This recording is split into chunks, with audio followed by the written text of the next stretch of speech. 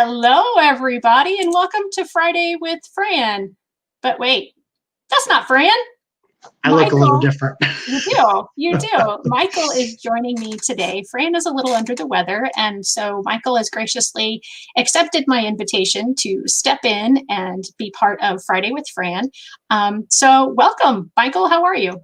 Good, very good. Fran, I hope you feel better, and I'm not nearly as entertaining as Fran, so I'll warn everybody. I think you're going to be entertaining in a different way. How about that? Yeah, I'll agree with that. So okay, yeah. We hope. For anybody who watches #No Limits, Michael was on. It was before the New Year. Right before Christmas. Okay, yeah, that's what I thought. Like the Tuesday right before Christmas. Yep. So if you watched us then, you saw he does have a great personality and he is entertaining. But like we said, it's going to be different than if this was Fran joining us. So yes, my same wishes go out to Fran. I hope you feel better very soon. Friday with Fran isn't the same without Fran, but we're going to muddle through today and do our best. So Michael is an EMT.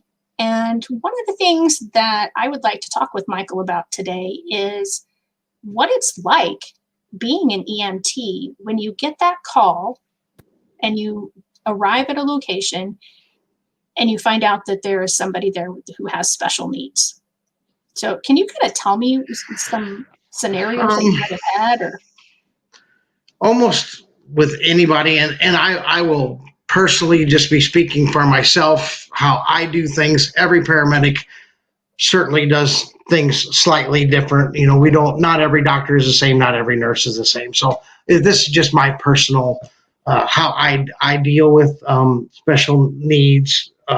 It could be kids, adults, it doesn't matter. Right. It happens a lot, and it is a little nerve-wracking, especially with even pediatric patients that don't have special needs. The biggest thing that I say is for the parents out there with pediatric special needs is to always be involved. They know their children better than we ever will. We are perfect strangers walking into that house, to that wherever they're at. It doesn't help that we pick them up at, obviously, a transfer from the hospital. I will always involve the parents as part of the care. And, in a wide variety, you'll see, we have kids with seizures, we have kids on ventilators, we have kids on BiPAP. Hannah was always on BiPAP, so I'm pretty comfortable with that. The parents know the equipment better than we will, probably more than the nurses ever will. Not that they're incompetent, but they deal with the brands, the parents, the caregivers. I shouldn't say just parents, because there's caregivers, there's legal guardians. They're all the caregiver of those children. Know best. I would say that's probably the biggest thing that I take away when I will always listen to the parent, caregiver, grandparent, aunt, uncle who's with that child more than we ever be able to explain. So with Hannah, I know you said there were a couple of times when she was taken by ambulance. What was your experience like in those situations? Were you in the ambulance? Were you there when she was put into the ambulance? There was times where I was working, so there is no other time to just call somebody else. Right. So it's almost, Hannah was my daughter. I don't know everybody out there. I don't know who's on it. Oh, this is true. This is true. Yeah, thanks for saying that. I'm like, oh, wait a minute. I don't know if they know who Hannah might be, but Hannah is my daughter. It was special needs, and she had lots of seizures. Developmentally, she didn't walk, she didn't talk. So for the time that I went to Hannah when I was working was at her daycare, and she was having a seizure. For me, it was almost like an out-of-body experience that I treated like any other patient. It was like it wasn't my daughter there, although it was my daughter, to try to keep your mind clear and thinking on track, to not let it, because emotions are very, very high. Obviously, you probably ask any parent out there that has had a prolonged seizure with their child. It's agonizing to watch them go through it, because are they going to come around? Are they going to start breathing? Are they going to start breathing normally? Are they going to, this or that or this or that? Well, dad has to be thrown out of that situation at that point in time, because now I'm not just dad. I'm the one that has to make sure that she turns around and comes back to be our little girl again, so. Right. Absolutely. So it was very difficult. And then there was times that she was transported and I rode along with the paramedic. That was, as I said, I was the parent. He treated me just like I'm saying I would treat a parent. I knew Hannah best, or actually Deb knew Hannah best. Hannah and Debbie were, I always said she could have been a nurse, Right. as much time and much research that she put in, Debbie should have just been a nurse when she got done, because she knew so much about that. Hannah made me a better paramedic for special needs, and not just special needs, but seizures in general, because I got to see lots of them. At one point in time, Hannah would have 30 seizures a day. And so I wouldn't say I don't ever get nervous when I see a pediatric patient having a seizure, because the day I don't is the day I probably should get out of EMS, because that means I don't care anymore. So there's always that little bit of nerve-wracking, what's going on? What can I do? What do I need to ask? What do I need to do next? Where do I need to go? Your mind just, constantly moving, not just in EMS, nursing, the physicians. I'm sure they feel the same way. Maybe not all of them will admit they're a little nervous, but the day I feel that I'm not a little nervous is the day that I feel that I don't need to be doing this anymore. So, because I lost my edge of caring for patients. So, and I love my job. Been doing it a long time. Yeah. I got my EMT license in 1990. I got my paramedic license in 93. That's over 30 years. So, and I would like to say I'm still a young man. And we are still young. So That's right. That's right. I actually don't think you've hit the milestone that I hit in 2020. I think you've got that milestone coming up this year. Debbie just did. So yeah, she just did in September. So okay. Yeah. Yeah, I knew we were pretty close. So yeah, I mean, probably the one thing I do want to get out there for parents, if they're not aware, there's a program at Children's in Cardinal Glen. It's called STARS. It's the Special Needs Tracking and Response System. It actually allows us in the field to, like, let's say we'll take Hannah, because I don't want to really talk about anybody else because of HIPAA laws. Hannah was never in that program. She had passed away before that program started.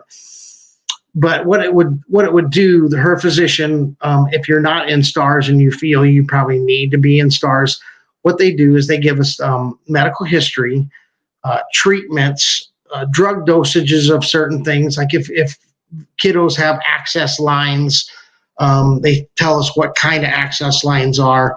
And what they do is they notify local EMS agencies within the bi-state area of these kiddos that live in our ambulance district. So anytime anybody gets placed in STARS and they live in Breeze or Germantown, or even the surrounding areas, some will get from Avis and Trenton as well, because we do assist them. They'll involve us all, and we'll know about those kiddos before they even need, and hopefully they never do need an ambulance. Right.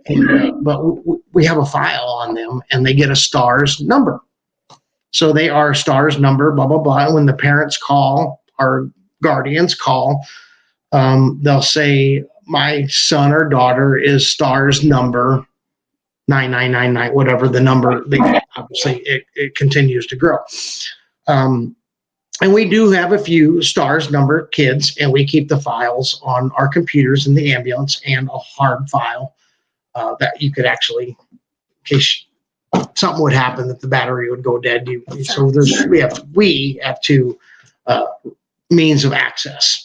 So there's lots of information on there. We typically get to meet these kiddos when they become a star, an official stars in the stars system, and they have a training with us. So we've only had really one or two, but we've done training with both of those kids, and got to meet the parents, got to meet the kids. So it's not such a drastic, we've never seen this situation. We don't know what this situation is. This patient on have a port or a PIC line or whatever it may be, all the external equipment, ventilators, dialysis, whatever it may be.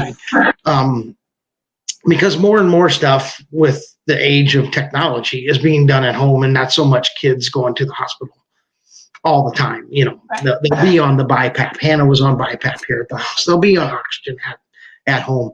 And we just got a little heads up before we can even get that call. And hopefully we never do get that call. Unfortunately, we haven't had many pediatric calls, and we hope to keep it that way. So, but, involving the parents, having that information, and both of those are exactly what I said, information. Information is golden in stressful situations, especially with complex health issues. And not just kids, adults, adolescents, everybody. It's, information is king. So you said that that's at our two children's hospitals in the St. Louis area, but adults still have special needs. Sure, they do. So do you know if there's any kind of program like that for adults? I don't know of any. I just know that this program was fairly new the last few years. They really rolled it out to us where we kind of knew about it, and we got the stars folders. Then they rolled out where each ambulance service would have a stars coordinator. So they always had a contact point for this training, and then COVID hit. Oh, okay. So we haven't had our stars coordinator meetings yet because everybody's been busy with just in general. But we still are getting the folders and the information as we always were. But the next step that our local area has had started, we really haven't had that in-person meeting with to figure out what we're going to do next, how to make it grow, how to make it better. But I do know the numbers are growing, and there was just I think it was on Channel 5 last week. They were talking about stars. And I'm like, oh, that's the first time I heard it really advertised, Yeah. So I'm like, this would be a great platform for me to at least say, if you're not involved in the STARS program and you have a child that you think might benefit from that, you might want to ask your family care provider if you're at, Children's or Cardinal Glen. And I do know that those are the two hospitals that are putting it on right now. I don't know if they've added any more, but we still get the information when someone new is added, and that's amazing. I mean, that just sounds like such an awesome opportunity for families. And so I get people that watch this from all over the United States and around the world. So I'm going to suggest that if there isn't something that you are aware of in your area, ask. And maybe if there isn't something in place, that will stir somebody to put something in place like that. And then if there is something in place like that, then get your child involved in that if at all possible. Because like you said, the more information someone has, the better the treatment is going to be. Absolutely. And that goes back to the parents being advocates for their children as well. Don't shy away from saying, boy, if you got something on your mind, say it. Yeah. Don't hold back, even if it may hurt our feelings. It's better to have the information. If you think you're going to hurt somebody's feeling, you're there for your son or your daughter. You're not there for our personal feelings. Right. When I get in intense situations, I can remember when children's team came out to get Hannah on her last hospital stay. And we went into the PICU, and the doctor was there, and I was there, and he was saying something about her care at the facility she came from. And I said, no, she's from home. Now, I'm in plain clothes because I was not on that night, and I'm not part of the children's team, but I knew somebody on the children's team, and they let me ride. And not back with Hannah, but up in the front with him, and he was driving. And I can remember the doctor. His name was Dr. Lynn. We still go back to children's every now and then, and I could pick him out in a crowd. We still talk to him. I don't know if he necessarily remembers us every time we go in, but when we say Hannah's name, it seems like it's a genuine, oh, I do remember you, right. But I can remember him standing at the head of the bed, and I'm at the foot of the bed, worried, sick, because she was pretty sick. Yeah. And what facility did she come from?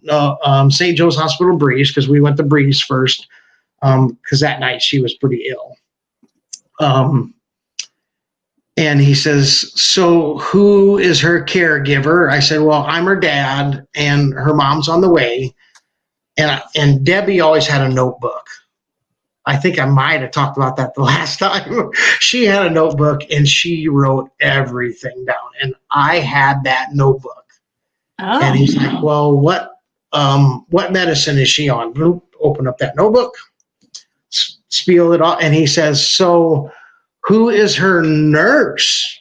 And I can honestly remember answering, my wife is her caregiver, her nurse.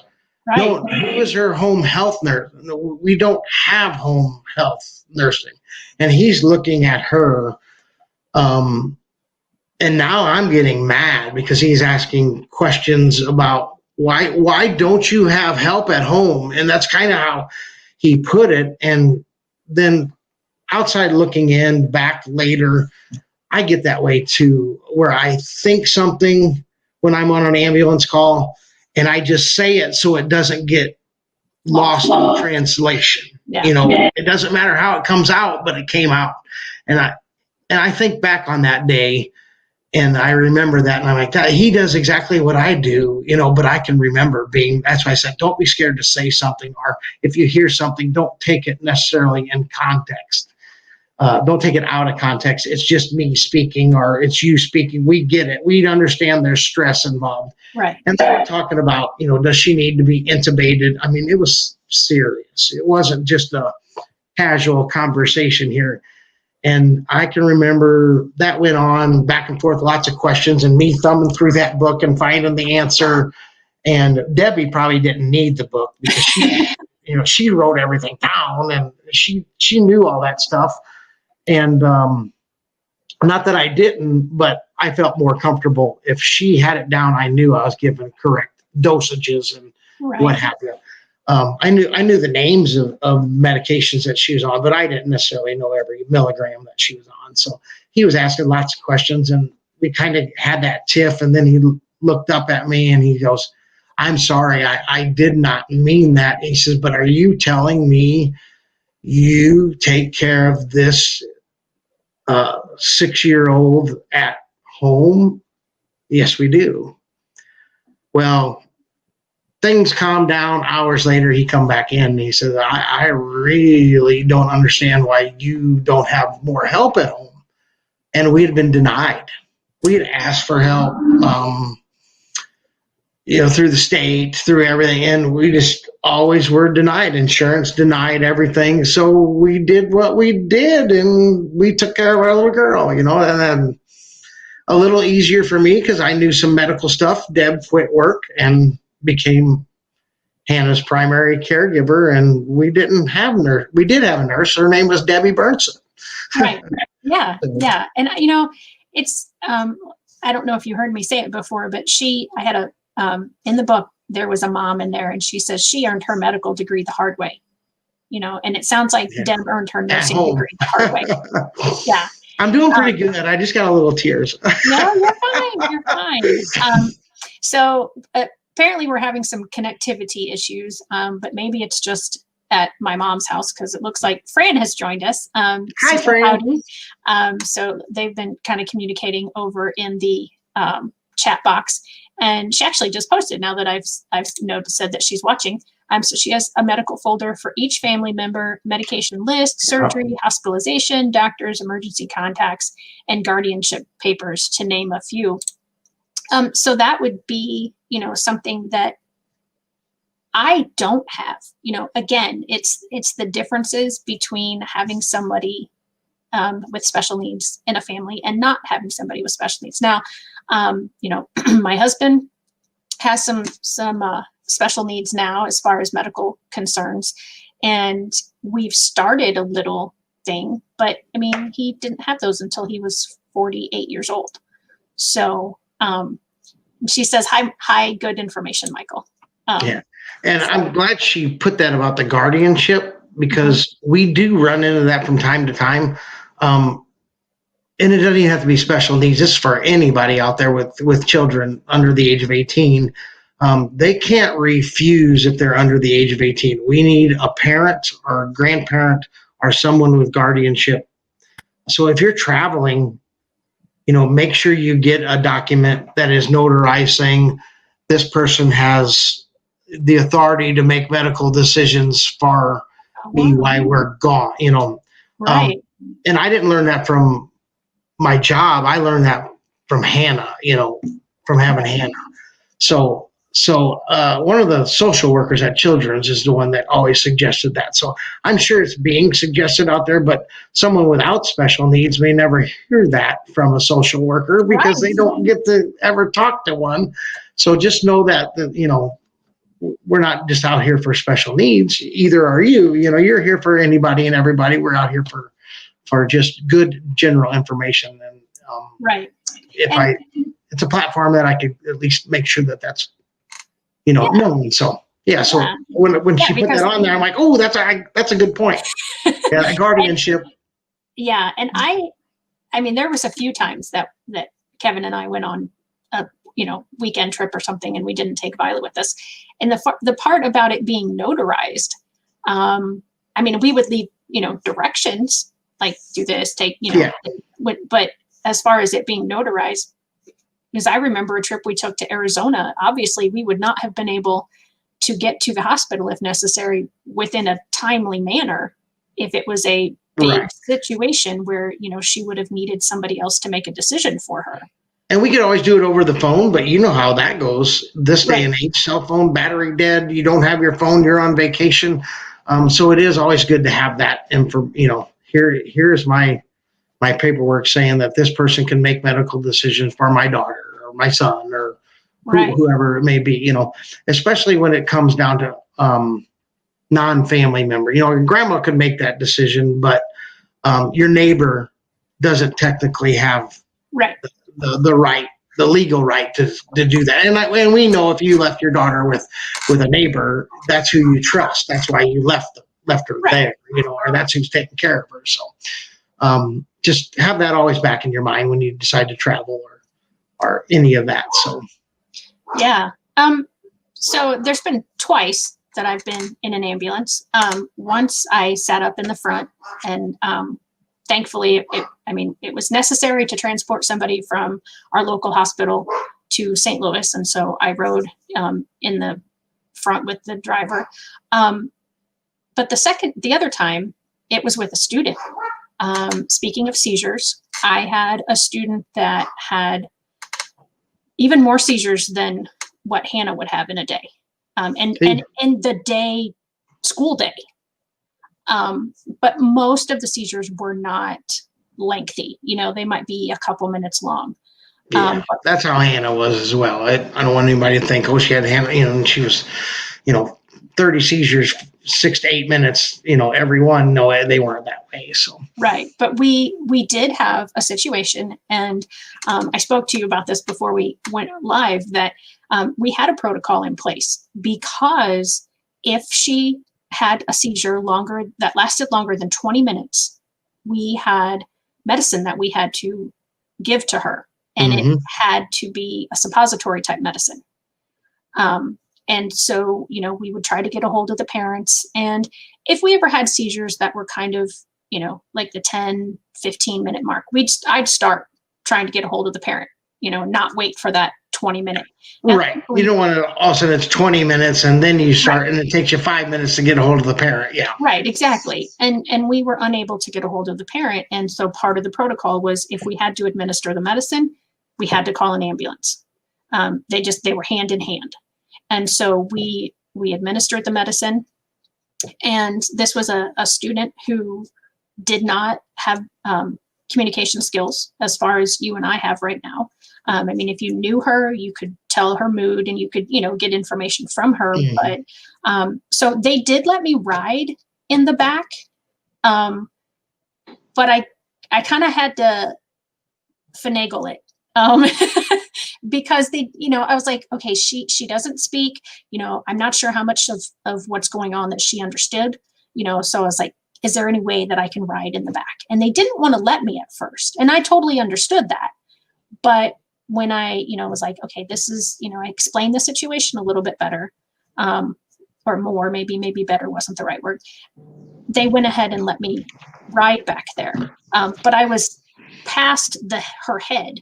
So even for her to see me, I mean, like I was touching her shoulder, so she knew I was there. But as far as like seeing me, she really couldn't see me. So is there what's the protocol for you guys as to who can ride in the back and who can't?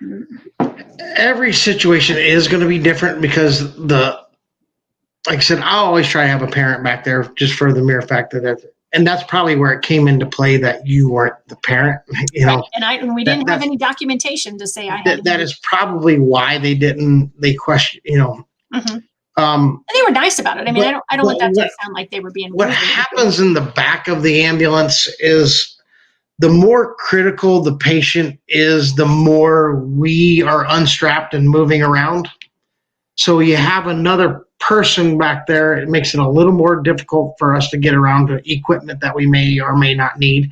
So that's in every situation is definitely different. So don't take that this is every time how it happens and this is the exact cut and dry. That's not how it works. It never does in our business. Yeah. So you have all the plans written in the world, but they probably aren't going to go as you wrote them because right. So I mean, if he or she was still actively seizing, or if they gave, it was probably Diastat is the medicine they probably they gave. Yeah, it's it's for seizures, and you're right, it's a kind of like a liquid suppository. It's given with a syringe and a special adapter, and that goes back to the stars. If they have that.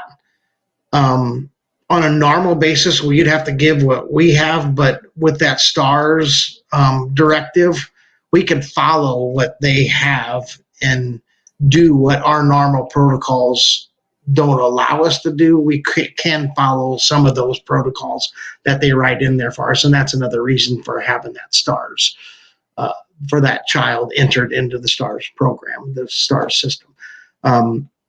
But yeah, that's probably why they did that to you, Shelley, because you weren't the parent. Right. I like to have the parent back there because if I have a question, some of our ambulances, we only have a hole this big that you can communicate through, and some of them are a whole big door. It all depends what ambulance we're in. So it is sometimes difficult to talk to a parent. And the anxiety of a parent not seeing their child, even if it's critical, I like to have the parent back there. Now, that is me. That is, like I said before, that is my personal choice. And it is dangerous back there. Right.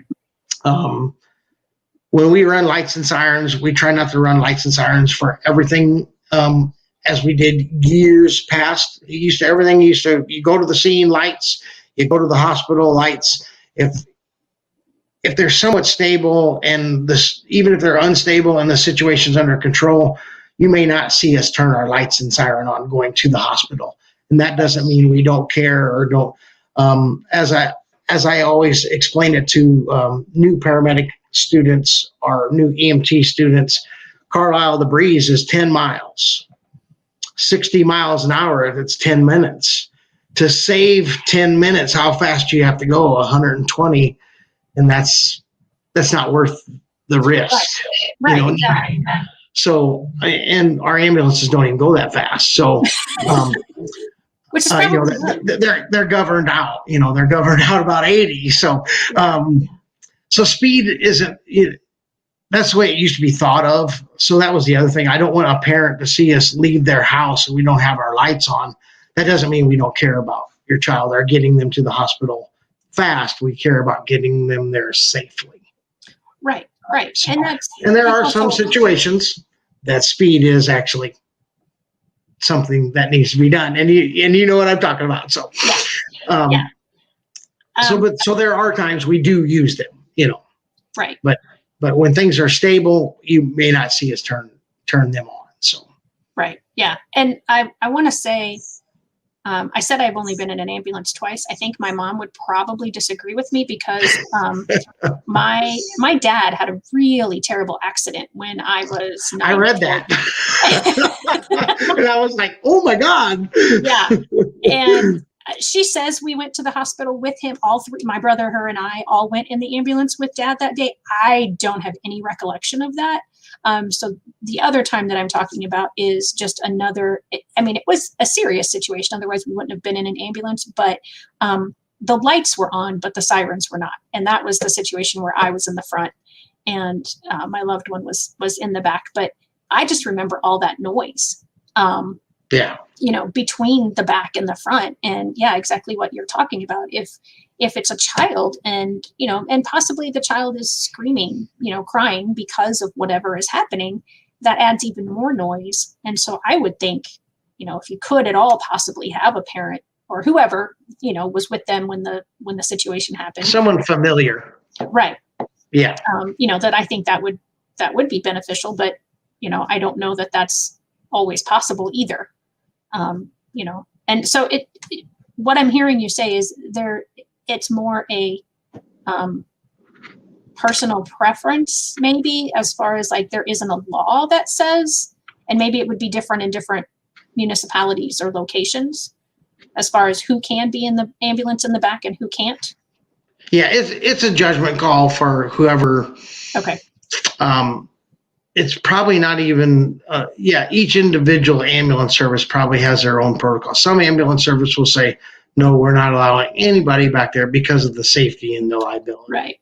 Yeah. As far as our education in the EMT and the paramedic program, they obviously encourage for a young child to have someone that can answer for them. Sure. Babies and, toddlers just can't tell you. And as you said, you can read, and we did the same thing with Hannah. You could tell by the noises she makes, the looks she gives you, the roll of an eye, that means she's in pain or whatever, Right. And someone coming from the ambulance will never be able to pick that up. Right. It may be the first time we've ever met them. Yeah. Yeah. So I do want to talk a little bit more about protocols and writing those into IEPs if at all possible. But Fran asked if there is a specific seizure protocol that would be across the board for everyone. Like, do you hold them down? Do you not hold them down? Oh, no. The thing that used to always be talked about is stick something in their mouth to keep what people end up doing is choking on that more than people really don't bite their tongue off. They may bite their tongue and they may bleed a little bit. I've been doing it 30 years and I can remember one or two people that bit their tongue where it was bleeding. It wasn't like bitten off by any means. Right. The best thing to do is to clear any instructions away from them. So, because some people are very violent when they have a seizure. They shake a lot. Hannah's were very mild, and every person with a seizure is going to be different. But if they're fall right down here by the kitchen table and the chairs are there, move the chairs away or move the table away. Anything that they might hit themselves on. You can put a pillow under their head so that they don't bang their head up if it's on a concrete. But you never try to restrain them because, first of all, if it is a clonic, tonic, massive seizure, you're not going to be strong enough to hold them down. Right. Most seizures, fortunately, as you said, don't last very long. As you said in your protocol, it was 20 minutes. Yeah.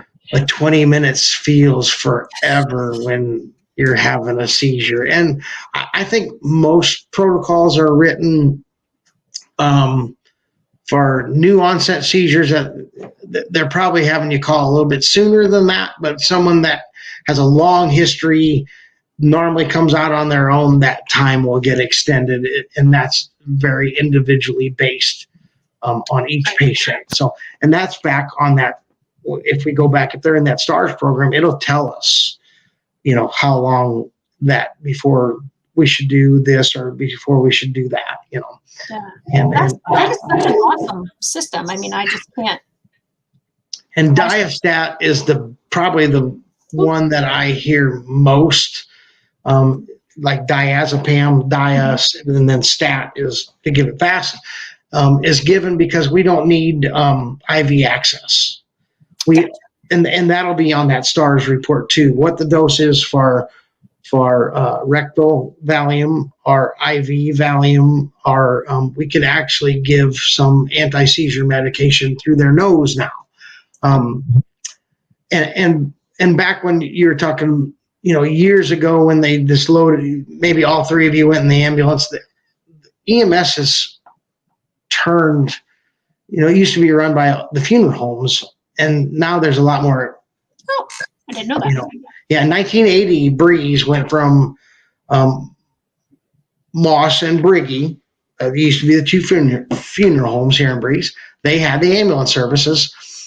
And Illinois laws changed, and it was going where you had to have 2 EMTs. Well, back then, I can remember, you would just get whoever was working at the ambulance service, and because my grandma in Carlisle was Frecker Funeral Home, and my dad worked for him, and he wasn't an EMT. He tells all kinds of stories that, whenever you go pick up, you throw them in the back and you drive like heck to the hospital. Well, now we're starting IVs and we're giving these. It seems like we're talking a lot because we do deal with a lot of seizures with special needs. That seems like a big thing. So we can give the anti-seizure medications, the Valium, the Verseds. We could put airways in if it progresses too long and breathe for them until they come out of it, or give more than just oxygen. We'll still use oxygen today, just like they did back then. But now we have a lot of other interventions that we can perform. So we can, the kiddos sometimes season are very difficult to get an IV on. Sometimes they have big veins, just like, adults. Sometimes it's easy, sometimes it's not. But we can actually drill into bone and give medication as well. Oh yeah. But these patients are not conscious that's all. Sure.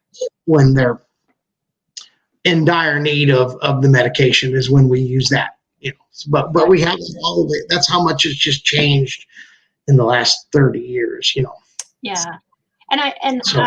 So going back to the protocols, and did Hannah go to school ever? Was she ever in a school building? No. Okay. Her early education teachers came here because her lungs were always affected. So she had seizures, she had global developmental delays, epilepsy, cerebral palsy, and then just diagnosed with pneumonia after pneumonia after pneumonia. So when it got time for school age time, the decision was made to have the teacher come here because we couldn't have her exposed. Flu would have been right, yeah. More prevalent for her, more devastating to her than your average. I'm glad. I'm not glad because I wish she was here, but I'm glad we never had to go through what we're going through right now with COVID and her. with what she had, Yeah. because So the reason for me asking that question is because I was curious if there had been any protocols written into her IEP for the safety of her. But since she wasn't in the building, she's always with one of us, Debbie or I or my mom or my dad or an aunt or an uncle, so we always had someone here. So yeah. So what I want to say to my guests for this, whether watching live or on the replay, is if you have a child with an IEP and they have issues as far as like sensory issues, where loud noises such as ambulance sirens or a fire drill noise, with the fire drill going off or fire alarm going off or, any kind of thing like that and beyond what I'm not even thinking of. Or if they're, if they have some other medical issue, you probably really need to talk to your IEP team. And the reason I specifically say IEP team is because those are the people that are most likely around your child the majority of their day when they're at school, and therefore are going to be likelier to be the one to be around your child if an emergency happens. I was just telling Michael earlier that we had a situation in one of the districts where I worked where we always practiced here in Southern Illinois. You got your fire drills, you got your tornado drills, you got your earthquake drills. Now we have, sadly, shooter drills. I just can't think of what they're actually called, but active. Thank you. I'm like, I know there's another word there. And when we would practice those, we wouldn't necessarily practice what we were going to do in reality because it was a much more involved action that we would have to do in reality. And I hate to admit this, but I never wrote safety protocols in the accommodations section or as a separate document for my students until the year that we had a tornado situation. And it wasn't a drill. I think the tornado touched just a mile or so down from where our school location was. And we had to take care of our kids who were in wheelchairs, because if you're not familiar with tornado protocols in school, what they have the kids do is they squat down on the floor, they kneel down on the floor, and they put their knees underneath their chest, and then they cover up their head. And that's to kind of, protect their head from any falling debris.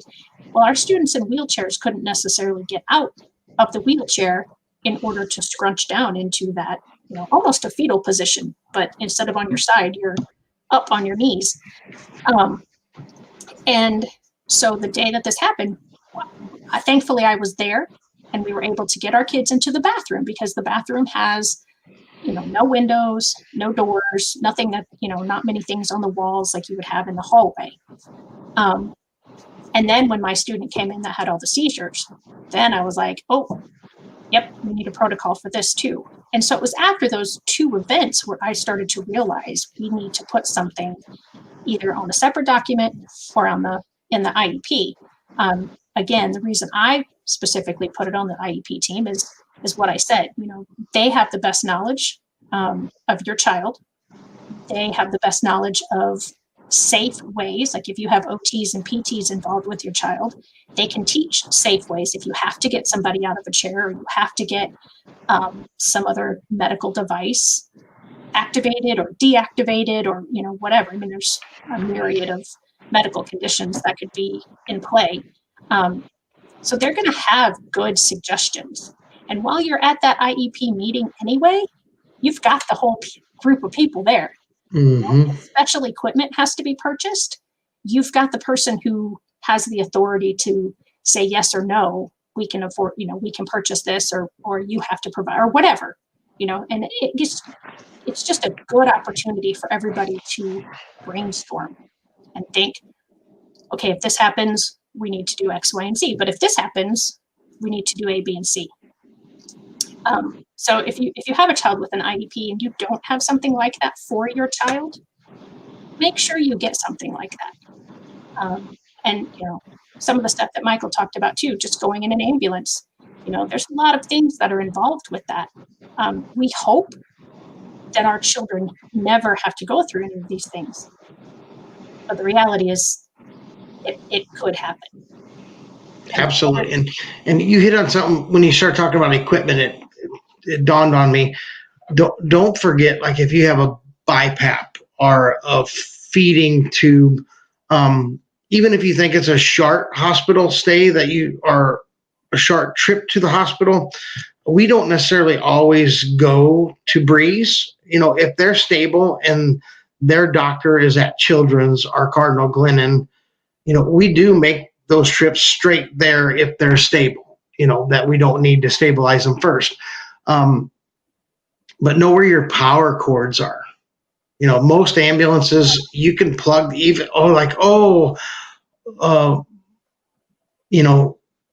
my daughter, I'll say my daughter because of Hannah, is on a ventilator and she's off power cord right now, but the battery's almost dead.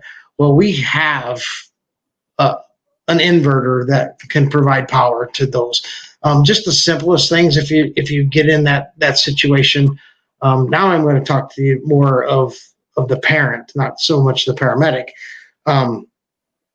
If you're worried about your phone, don't hesitate to ask us to plug your phone. Can you plug this in? We can plug it in. We mostly have those chargers. And when you get to Children's in Cardinal Glennon, if you've not been there before, they have Ronald McDonald rooms where you could take a shower. If you forget your toothbrush, they'll give you a toothbrush. Sometimes they'll make cookies. They'll have a nap room, towels, whatever, a computer to check your emails if you don't have your phone with you or a computer. Don't forget those resources. And I know we spent all of our time at Children's, and that doesn't mean that Cardinal Glennon, we didn't like Cardinal Glennon. That's just where I went as a kid, as a diabetic. And when the time came to choosing a hospital, I was familiar with that hospital because they're both great hospitals. Don't be afraid to ask nursing staff, is there anywhere I could just get a shower, or can I get a toothbrush or toothpaste or shampoo or blah, blah, blah, use those resources, because sometimes that 10 minutes is going to be the only 10 minutes you're going to get outside of your child's room. Because if you're like me, you don't want to. Even if the nurses are awesome and everything, but take those resources and use them. Don't be scared to use them. Don't be scared to ask. There was even times, and we had some great nurses over the years, where they're like, Hannah first started at Children's when she was literally hours old. And Debbie qualified for meal vouchers because she was breastfeeding, because they want the moms to be well taken care of. We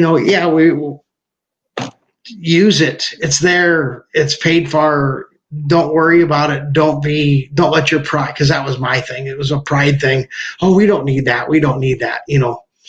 But if it's there, you don't realize how long your journey might last. Yeah. It did. It lasted a long time. Wish it lasted longer, but it did last a long time. And Yeah. One of the parents in the book, I think it's a story in the book where she talked about that her child was in the hospital so long, and she was going down to the cafeteria to get food, multiple times a day. And at one point, one of the cashiers tried to give her an employee discount because she thought she worked there. So much. Oh, yeah. Sometimes those things they take longer than you're anticipating. And Fran says Fran says that Cardinal Glennon has the same stuff. And again, if you're not, I knew they did. I just I wasn't sure what floor it was on, but you ask. I know they have at both hospitals. And then there's always the Ronald McDonald House. If you need a place to stay and you don't want to come, if you live far away. We were fortunate enough. We lived close enough, and Debbie and I were able to manage our time with mom and dad to drive it back and forth. So we never had to use that, but I know that resource is there as well. So. Yeah. And again, we're talking about a St. Louis hospitals. But if you're watching this in Wyoming or Arizona or wherever, ask for those things, because most places, I think nowadays, definitely, and the Ronald McDonald House for sure. I mean, it's all over the country. Yeah. And a lot of places they will send somebody from their social services department to talk to you, or maybe that's not the right department, but they'll kind of come in and say, hey, we have these services available. But sometimes you forget because, they gave you the information when your mind was not listening to what they were saying. Or sometimes there hasn't been an opportunity for that person to come and talk to you yet. So, it is easy for your mind to not be totally fixated on services for yourself when you're worried about your child. Does that make sense? Absolutely. Oh, yeah, most definitely. I'm glad that Fran admitted that through experience, she knows that pride goes before the fall, because I was going to scold her for not asking for help if she hadn't put that she had her own experiences with that. And then she says, yeah, it's family life. I mean, it's the life of many families across the world. And it is something that our medical facilities are getting better at understanding that. And I think a lot of facilities in general education too, that it is the whole person that you're taking care of. You're not just taking care of their academics if you're in the school environment. You're not just taking care of their health issues when you're in the healthcare industry. There's a whole person there that needs to be taken care of. And in a lot of situations, there's also a caregiver. Yeah, a family, yeah. I know just for myself, I don't like it when a family member, whether it's my parents or my husband or my child, is in the hospital. And not that I've ever had a bad experience, that somebody wasn't right on top of something to provide a service, but it just makes me feel more comfortable to stay with my loved one. Yeah. And right now, no one's allowed to do it. And that's right. That is a source of soreness towards nursing staff, doctors. Just know it's not their policy. It's to protect. I want to throw that out there too, because it's happening, Right. We were the same way. We never let Hannah alone. Now, children's a little different story. The kids, because they're minors, they are allowing a parent, to come in. But when you get to your older 18, that normal hospital stays, you're right. You would get visitors, and that's not going on. Hopefully we get out of this situation and it gets back to normal, but also be patient with everybody because they're going through a lot too at the hospitals right now. So that's a little off our subject, but I felt I needed to throw that out there for my fellow nurses and doctors that I know are working hard to get through this too. So. Oh yeah. I mean, I can't imagine, between educators and it's hard. It's hard on them to tell a family member, I'm sorry, the registration gals are just getting beat up, because they're the ones that are saying, I'm sorry, you have to wait outside in your car. We're not taking any visitors, and I'm like, and they get an earful a lot, and it's not warranted. It is warranted because the person asking the question is frustrated and concerned about their family member, but they are the messenger of the bad news to keep your family member and other patients and staff healthy. So, right. Yeah. It's a very. We might as well hit on everything, right? I mean, come on, you've watched Shelley with Fran. We circle. Oh yeah, we go all over. I'm taking my lead from Fran because. Oh, there you go. There you go. That's right.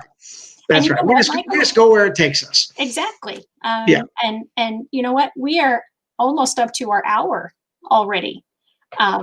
So you've done a fabulous job. Big shoes to fill from Fran, I know, and I'm hoping she's feeling better. And I don't know if I could do this again on Friday because I enjoy watching, not being on the camera. Gosh darn. Oh, and you know what? Just a couple weeks ago, you had Molly on, and I wanted to thank Molly. I got all the cards. That's so awesome. Yeah, so she did a great job. It was great dealing with her via text, and she makes personal cards, and she was one of Shelley's guests, and I ordered some cards, and I actually already sent one out. So I was excited to send it out. So that's awesome. Yeah, Fran knows Molly very well. oh, good. So yeah, she will be. Yeah. Oh, and she says you rocked it. You did a good job Oh, today. thank you, Fran. When this when this whole COVID stuff is over, we need to get all the people that are always on, that are local, and I'll smoke pulled pork barbecue, and we'll have a get together at Hannah's. Oh, how's that sound? That's my open. That's my open invitation for when we get back to normal. So. Oh, okay. So for those of you who have been watching and haven't been commenting, you better start commenting, because that's right. You won't get the invitation otherwise. That's right. Because we'll just put it on one of the shows and say, Saturday afternoon for lunch, we're going out to Hannah's Playground. So there you go. Nice. So, but we'll get that when we get through all this pandemic. Yeah, hopefully by spring and summer we will be able to get out and enjoy life somewhat normally again. All right. Well, buddy, thank you so much. Good to see you. Filling in for Fran. It has been an awesome hour. Again, to anybody watching this, I hope that you have enjoyed this, that you've learned something. Friday with Fran is just about two people getting together and talking about things. You did not say hi to this person. Shame on you today. Oh, hi, Mom. She didn't post, so I didn't know if she was on, because she's been under the weather too. So yeah, Mary, it was nice to have you join us today. I know your mom, but I'm not sure she knows me. Yeah, so Friday with Fran is just about getting together and talking about things that are involved with families that have special needs. My guests so far, Fran is a parent of two grown children who have special needs. I'm a former special education teacher. Michael is the parent of a child with special needs. And so, we are hoping that what we bring to you each week is uplifting, informative, encouraging. Sorry, Fran, you're not here to give me all the alliterative letters that go in. I can't keep up with those as fast as she does, but so if you like this, please share it with people, give it a like, put it a subscribe if you're on YouTube. The more you share these kinds of things, the more people that we can reach and hopefully have some form of benefit for them in their life as well. So any last words of wisdom, Michael? No, just always what you think is right for your child is what's right for your child, and don't be afraid to speak up to your healthcare professionals, not just the paramedics and EMTs, but your nurses, your doctors. They're people too, and they'll listen eventually. Eventually, yeah. I've not had that experience. I know some people who have, and empathetic. Oh, there we go. Fran just threw an E word out there. So I guess today was sort of brought to you by the letter E. So anyway, again, thank you all, everyone that joined us and watches on the replays. I so appreciate you. I wouldn't, the show wouldn't be continuing if it wasn't for my guests and the people watching. So have a great weekend, everybody. God bless you, and let's continue to make the world better for all, one IEP at a time.